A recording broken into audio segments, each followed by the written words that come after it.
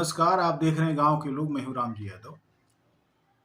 पूरे संसार में जन्म और मृत्यु और विवाह एक ऐसे मौके हैं, जब उन मौकों पर लोग अपने भीतर की जो सांस्कृतिक जो दुनिया है, उसका प्रकटीकरण करते हैं। जन्म के बाद बधाइयाँ गाई जाती हैं, उत्साह होता है। विवाह के समय भी आनंद का पारावार नहीं होता। मृत्यु के समय दुख होता है और लोग यह सोचते हैं कि मृत्यु के बाद जो हमारा जो परिजन अब नहीं रहा इस संसार में, वो कहाँ गया होगा और इसका फ़ायदा उठा कर के कहाँ गया होगा। भारत में ब्राह्मणों ने मृत्यु भोज का आविष्कार किया और 13 दिन इस तरीके का बनाया कि उनका पिंडदान करना और उनको आत्मा मानकर कि अगला जन्म उनका इस तरीके से होगा। और खाने कमाने का महापात्र जो है दशमी के दिन जो है बहुत सारी चीज़ें मांगता है, ले जाता है, लोग देते भी हैं। और अनेक लोग ऐसा करते हैं कि जैसे हमारे पिता मर गए और उनको लड्डू पसंद था, तो उस दिन लड्डू, या उनको अगर गुलाब जामुन पसंद था तो उस दिन गुलाब जामुन का भोग दिया जाएगा लोगों को भोजन में। और ये एक ऐसी कुरीति है जिसमें सदियों तक लोगों ने कर्ज लेकर, खेत रेहन रखकर, गिरवी रखकर या बेचकर इस कुप्रथा को निभाया। लेकिन 21वीं सदी में विज्ञान और प्रगति की कुछ ऐसी स्थितियां भी बनी जब लोग इसका विरोध कर रहे हैं, क्योंकि अब पढ़ने लिखने की जैसी जैसी स्थितियां बन रही हैं बहुजन समाज के बीच में, तो वो अपने आसपास फैली हुई कुरीतियों को भी पहचान रहे हैं और उनके खिलाफ खड़े हो रहे हैं। और बहुत सारे ऐसे लोग हैं जो इस कुरीति के खिलाफ कमर कस कर लड़ रहे हैं। उन्हीं में से एक हैं शूद्र लाल प्रताप यादव जी, जो कि मड़ियाहू के पूर्व ब्लॉक प्रमुख हैं, सामाजिक चिंतक, विचारक हैं, कार्यकर्ता हैं। और लगातार इनकी गाड़ी उन जगहों पर घूमती ही रहती है जहाँ कोई मरता है तो श्रद्धांजलि सभा होती है, उसके सुकर्मों को याद किया जाता है, लेकिन मृत्यु भोज का बहिष्कार होता है।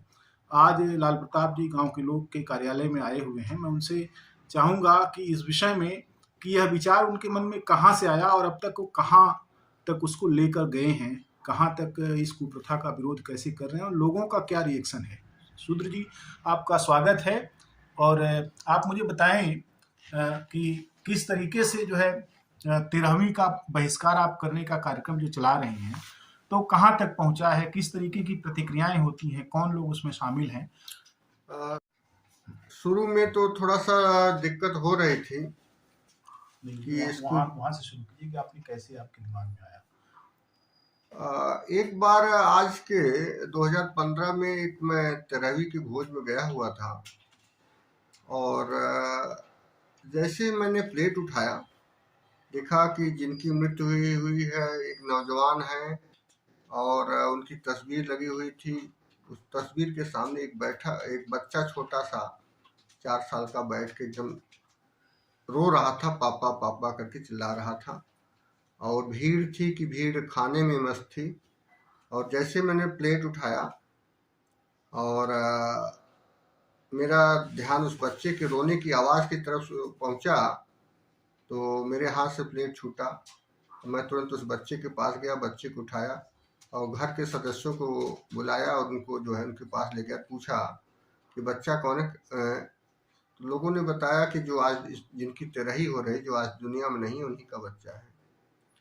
तो मुझे बड़ा अपमानित महसूस हुआ, बड़ा घृणा पैदा हुई कि हमारा समाज क्या इतना भूखा नंगा है, या कौन सा समाज है, क्या इतना मानवताहीन, इतना संवेदनहीन है कि एक बच्चा जिसके पिता आज इस दुनिया में नहीं है, अबोध बालक अपने पिता को देख देख करके, फोटो तस्वीर को देख देख करके रोए जा रहा है। और ये हमारा कि संवेदनहीन मानव सिर्फ भोजन के लिए टूट पड़ा हुआ है। और मुझे बड़ी तकलीफ हुई।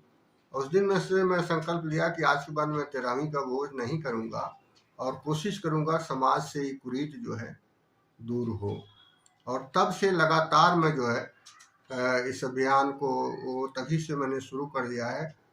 शुरू में तो बड़ी दिक्कतें आ रही थी, बहुत समस्या आ रही थी, लोग कोई सुनने को तैयार नहीं होता था, कोई मानने को तैयार नहीं होता था। कई जगहों से हमें अपमानित करके भी हटाया गया है। लेकिन लगातार हम लोग जो है इसमें लगे रहे और धीरे धीरे सफलता मिलना भी चालू हुई। अब तो आज स्थिति ये है कि लोग ये पूछते हैं कि आप किस दिन खाली हो, किस दिन खाली हो, उस दिन श्रद्धांजलि कर रहे हैं। ये हमारे मेहनत और संघर्ष जो हम लोगों ने किया, हमारी टीम ने किया, उसका परिणाम है कि लोग 13 दिन को न देख करके, पंडित की पोथी पत्रा न देख करके, चाहे किसी समाज का हो, चाहे यादव हो, चाहे मौर्य हो, चाहे पटेल हो, वो 13 दिन को न देख करके आप किस दिन खाली हो उस दिन श्रद्धांजलि कर रहे हैं। ये हमारे लिए बड़े गर्व की बात है। जब आप श्रद्धांजलि का कार्यक्रम करते हैं तो उसमें खास बात क्या होती है और 13वीं के भोज का बहिष्कार उसमें किस रूप में होता है? लोगों को मेन शिक्षा देने की बात होती है, अज्ञानता को दूर करने की बात होती है। लोगों से हम एक ही क्वेश्चन पूछते हैं कि जितने भी लोग बैठे होते, किसकी अंतरात्मा कहती है कि हमारे बीच कोई चला जाए और मैं पूरी और सब्जी मुझे मिले। मैं हर जनसभा में इस बात को जरूर मैं पूछता हूँ कि वो व्यक्ति हाथ उठाए जिसकी अंतरात्मा कहती है कि मुझे पूरी कोई इस दुनिया से चला जाए, मुझे पूरी सब्जी मिले। तो आज तक कोई व्यक्ति हाथ उठाया नहीं, कोई ऐसा मिला। वास्तव में किसी की अंतरात्मा नहीं कहती तेरही का भोज करने की, और न कराने वाली की इच्छा कहती है। लेकिन इसके बावजूद लगातार हम इस कार्यक्रम को अज्ञानता बस चलाए जा रहे हैं। न खाने वाले कभी बैठे, न खिलाने वाले कभी बैठे इस विषय पे, भाई इसको खाना चाहिए कि नहीं खाना चाहिए। अब खाने वाले जब बैठना चालू कर दिए हैं, खिलाने वाले भी साथ आना चालू हो रहे हैं। नहीं भाई, ये तो बहुत गलत बात है, उधर हम खिलाना भी नहीं चाह रहे, खाना भी नहीं चाह रहे, हम जबरदस्ती क्यों खिला रहे हैं।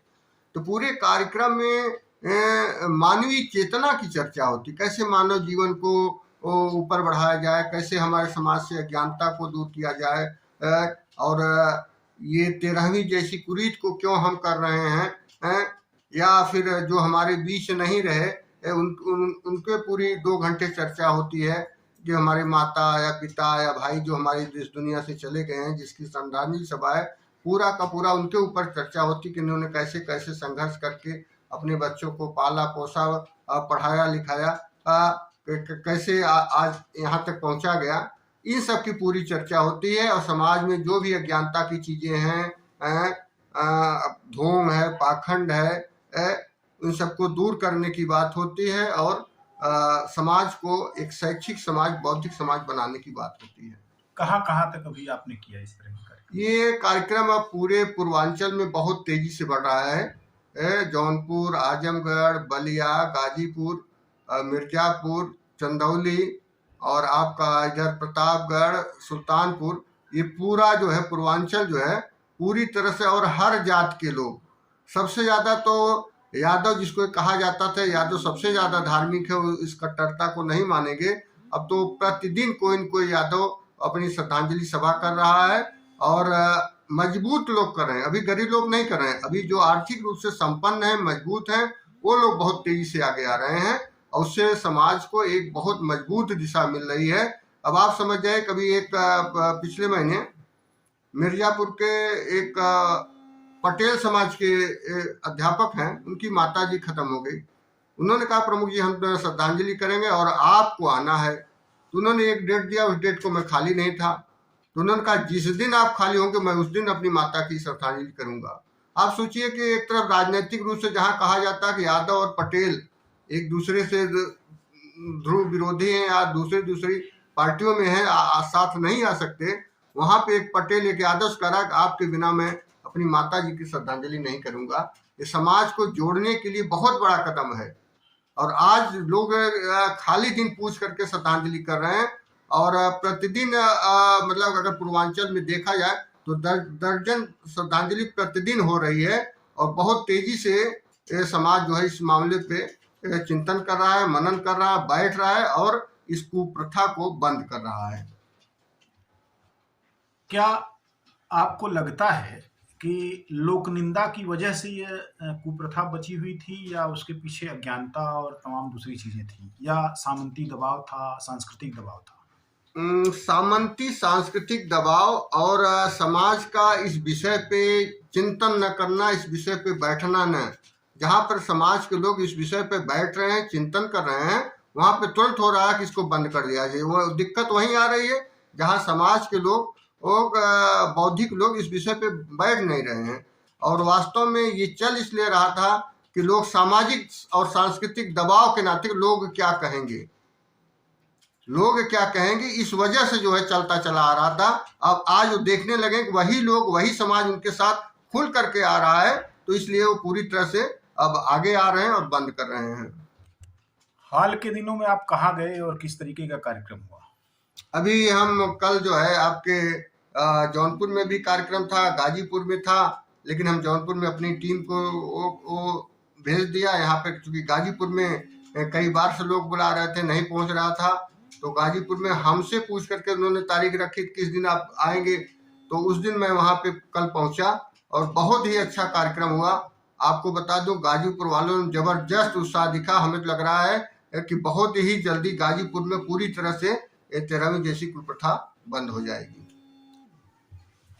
बहुत बहुत धन्यवाद लाल प्रताप जी। यह कुप्रथा बंद होनी चाहिए, क्योंकि इस कुप्रथा से कर्ज की एक बड़ी बहुत बड़ा कर्ज जो है लोगों के ऊपर होता है।